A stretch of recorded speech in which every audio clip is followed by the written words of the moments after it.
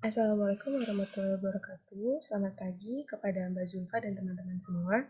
Izinkan kami dari kelompok 8 yang beranggotakan saya sendiri Siti Anastasia, Vianney Kamelia, Jihan Cika, dan juga Dewi Pratiwi menyampaikan hasil diskusi kami mengenai ketergantungan Indonesia terhadap investasi perusahaan multinasional yang diawali dengan perubahan besar yang terjadi sebagai bagian dari globalisasi adalah perkembangan perusahaan multinasional atau yang dikenal dengan PMN.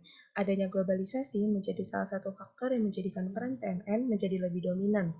Melalui penanaman modal asing atau PMA, PMN di Indonesia berupaya untuk berbisnis di berbagai sektor.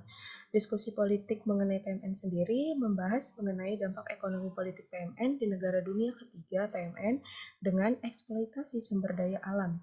Kehadiran PMN di negara berkembang menjadi perdebatan antara kubu optimis dan juga kubu pesimis, di mana kubu optimis ini meyakini bahwa PMN dapat menjadi dorongan bagi kekuatan ekonomi negara berkembang, sedangkan kubu pesimis menganggap kehadiran PMN sebagai kekuatan asing di dalam negeri dan upaya negara maju untuk melakukan penghisapan kepada negara berkembang. Selanjutnya akan dijelaskan oleh teman saya.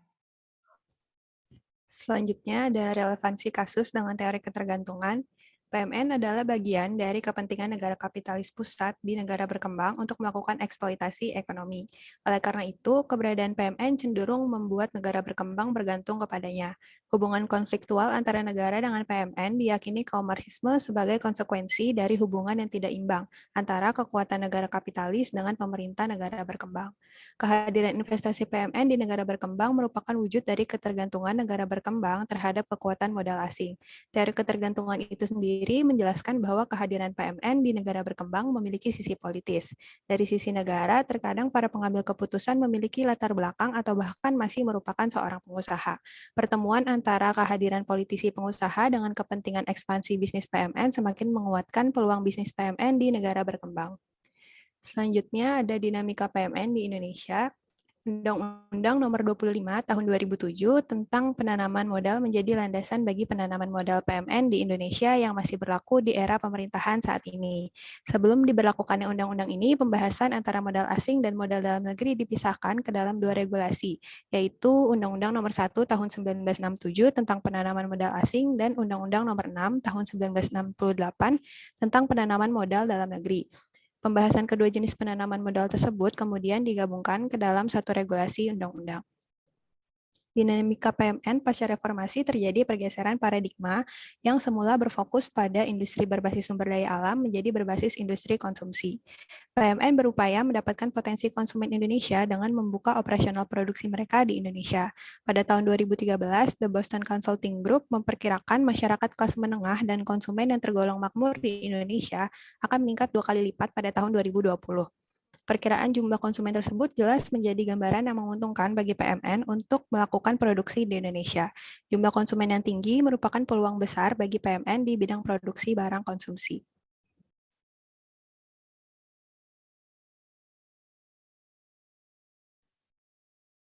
Baik, dapat dilihat pada gambar berikut.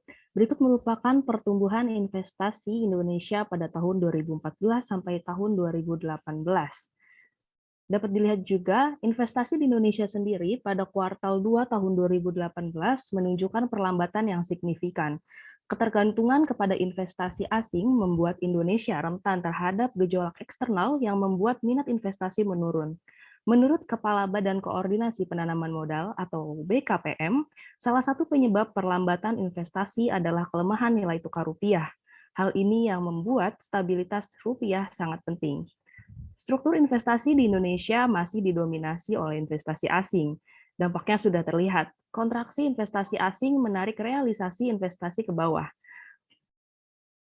Menjadi pemberat.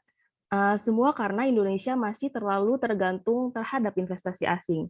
Selain mempengaruhi kinerja investasi, ketergantungan terhadap investasi asing juga sedikit banyak menyumbang pelemahan rupiah.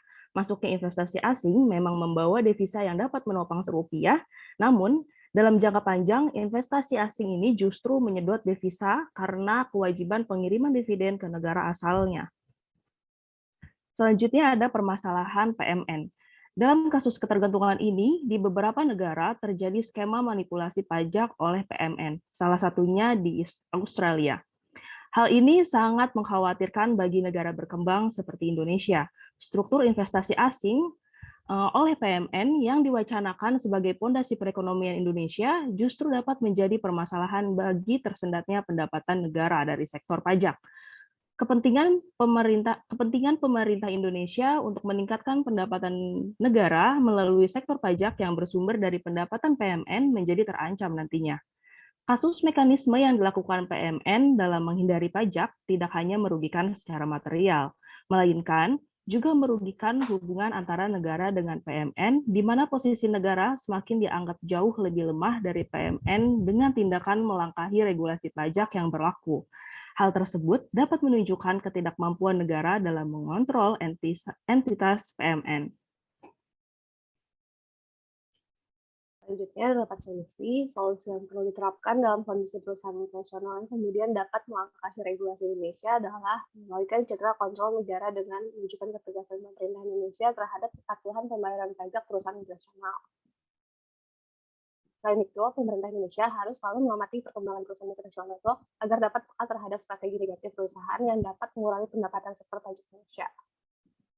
Sekian presentasi dari kelompok kami, kurang lebihnya maaf. Wassalamualaikum warahmatullahi wabarakatuh.